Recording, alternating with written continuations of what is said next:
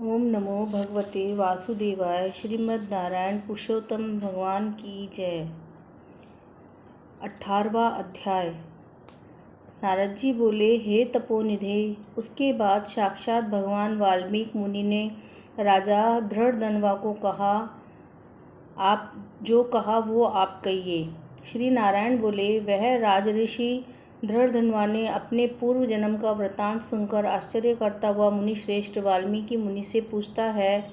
धृढ़धनवा बोला, हे ब्राह्मण, आपके नवीन नवीन सुंदर अमृत के समान वचनों को बार बार पान करके भी मैं तृप्त नहीं हुआ, इसलिए पुनः उसके बाद का वृतांत कहिए। वाल्मीकि मुनि बोले, हे जगतीपते, इस प्रकार उस ब्राह्मण के विलाप करते समय गर्जना से दसों दिशाओं को गुंजित करता हुआ असमय में होने वाला मेघ आया। पर्वतों को कपाने के समान तीक्ष्ण स्पर्शों वाला वायु बहने लगा और बिजली अन्यत्र चमकती हुई अपनी आवाज़ से दसों दिशाओं को पूर्ण करती हुई अत्यंत गूंज रही थी। इस तरह 1 मास तक वृष्टि हुई, जिस जल से पृथ्वी भर गई, परंतु पुत्र शोक रूपी अग्नि के ताप से संतप्त वह ब्राह्मण कुछ भी नहीं जान सका। न तो जलपान किया न भोजन किया, केवल हे पुत्र इस प्रकार कहकर विलाप करते हुए ब्राह्मण का उस समय जो मास व्यतीत हुआ वह कृष्णचंद्र का प्रिय पुरुषोत्तम मास था। सो न जानते हुए उस ब्राह्मण को पुरुषोत्तम मास का सेवन हो गया। उस पुरुषोत्तम मास के सेवन से अत्यंत प्रसन्न नूतन मेघ के समान श्याम वर्ण वनमाला से भूषित हरि भगवान स्वयं प्रकट हुए। जगत के नाथ हरि भगवान के प्रकट होने पर मेघ समूह गायब हो गया। उस ब्राह्मण ने पुरुषोत्तम श्री कृष्णचंद्र को देखा। दर्शन होने के साथ ही गोद में लिए हुए पुत्र के शरीर को जमीन पर रखकर स्त्री सहित ब्राह्मण श्री कृष्ण भगवान को दंडवत नमस्कार करता हुआ हाथ जोड़कर श्री कृष्ण भगवान के सामने खड़ा होकर श्री कृष्ण भगवान ही हमारे रक्षक हो ऐसा विचार करता हुआ भगवान भी पुरुषोत्तम की सेवा से प्रसन्न हो अमृत की वृष्टि करने वाली अत्यंत मधुर वाणी से बोले। श्री हरि भगवान बोले, भो सुदेव, तुम धन्य हो, इस समय तुम भाग्यवान हो। तुम्हारे भाग्य के वर्णन में त्रिलोक में कोई सामर्थ्य नहीं है। हे वत्स, हे तपोधन, जो तुम्हारा होने वाला है उसको हम कैसे कहें। तुम सुनो, हे ब्राह्मण, 12,000 वर्ष की आयु वाला पुत्र तुमको होगा। इसके बाद तुमको पुत्र से होने वाले सुख में संदेह नहीं। हे द्विजतम, प्रसन्न मन से मैंने यह पुत्र तुमको दिया। हमारे प्रसाद से होने वाला पुत्र तुम्हारे पुत्र सुख को देखकर हे द्विजोत्तम, देवता, गंधर्व और मनुष्य लोग पुत्र सुख की इच्छा करने वाले होंगे। इस विषय में तुम्हें प्राचीन इतिहास में कहूँगा, जिस इतिहास को पहले मार्कंडेय मुनि ने राजा रघु से कहा था। प्रथम कोई श्रेष्ठ मन वाले धनुर नामक मुनीश्वर लोगों को पुत्र रूप मानसिक चिंता से जले हुए देखकर दुखित हुए और अमर पुत्र की इच्छा करके दारुण तप करने लगे। 1000 वर्ष बीत जाने पर धनुर्मुनि से देवता लोग बोले, हे मुनीश्वर, तुम्हारे कठिन तप से हम सब प्रसन्न हैं, इसलिए अपने मन के अनुसार श्रेष्ठ वर को मांगो।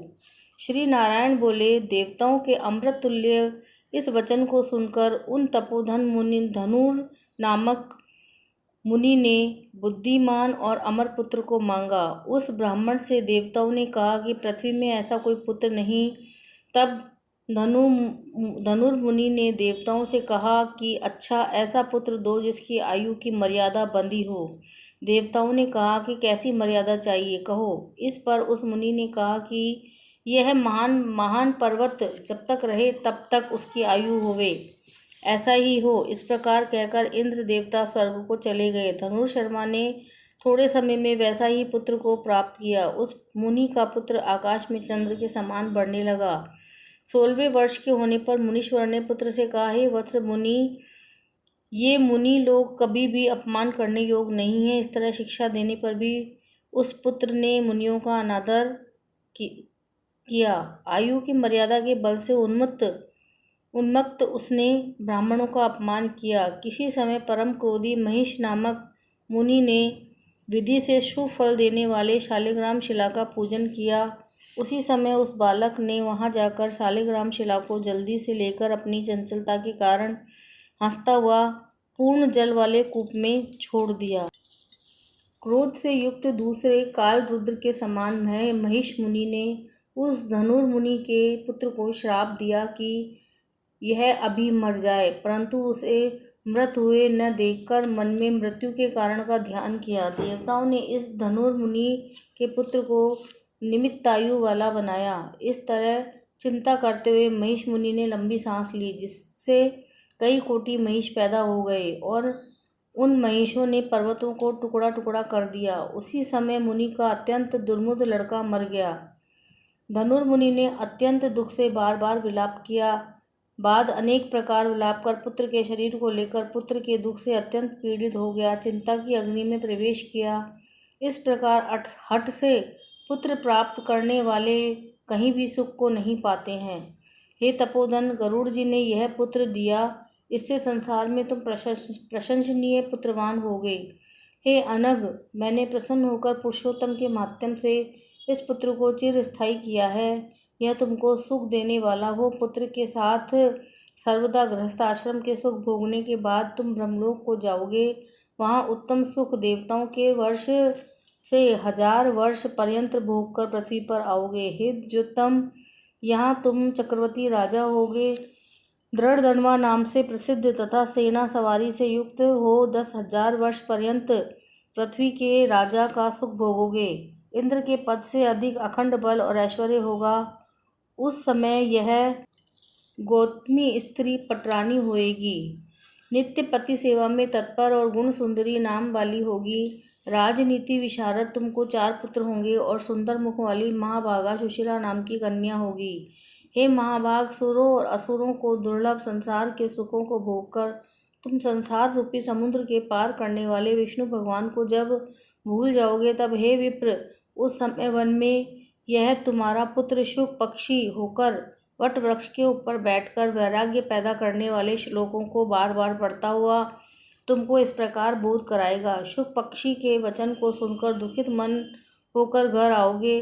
संसार के विषय सुखों को छोड़कर चिंता रूपी समुद्र में मगन हे भूसर, तुमको वाल्मीकि मुनि आकर ज्ञान कराएंगे। उनके वचनों से निसंदेह हो शरीर को छोड़कर हरि भगवान के पद को दोनों स्त्री पुरुष तुम जाओगे, जो कि पद आवागमन से रहित है। इस प्रकार महाविष्णु के कहने पर ब्राह्मण बालक उठ खड़ा हुआ। वे दोनों स्त्री पुरुष ब्राह्मण पुत्र को उठा हुआ देखकर अत्यंत आनंदित हो गए। सब देवता लोग भी संतुष्ट होकर पुष्पों की वर्षा करने लगे। शुकदेव ने भी श्री हरि को और माता पिता को प्रणाम किया। उस ब्राह्मण पुत्र को के साथ देखकर गरुड़ जी भी अत्यंत प्रसन्न हुए। उस समय चकित होकर ब्राह्मण ने श्री हरि भगवान को नमस्कार किया और हाथ जोड़कर हृदय में होने वाले संदेह को दूर करने के लिए हर्ष के कारण गदगद वचन से जगदीश्वर से बोला, हे हरे, मैंने 4000 वर्ष पर्यंत लगातार अत्यंत दुष्कर तप किया। उस समय मेरे को आपने वहां आकर जो कठोर वचन कहा, हे वत्स, हमने अच्छी तरह देखा है। इस समय तुमको निश्चय पुत्र नहीं है। हे हरे, उस वचन का उल्लंघन कर मेरे मृत पुत्र को जीवित करने का कारण का क्या है, सो आप कहिए। इति श्री ब्रह्मनारदीय पुराणे पुरुषोत्तम मास महात्म्ये अष्टादशो अध्याय समाप्त। श्रीमद्नारायण नारायण हरि हरि, श्रीमद्नारायण नारायण हरि हरि। हरि ओम नमो नारायण, ओम नमो नारायण, हरि ओम नमो नारायण। श्रीमद्नारायण नारायण हरि हरि। जय जय श्री राधे पुरुषोत्तम नारायण विष्णु भगवान की जय।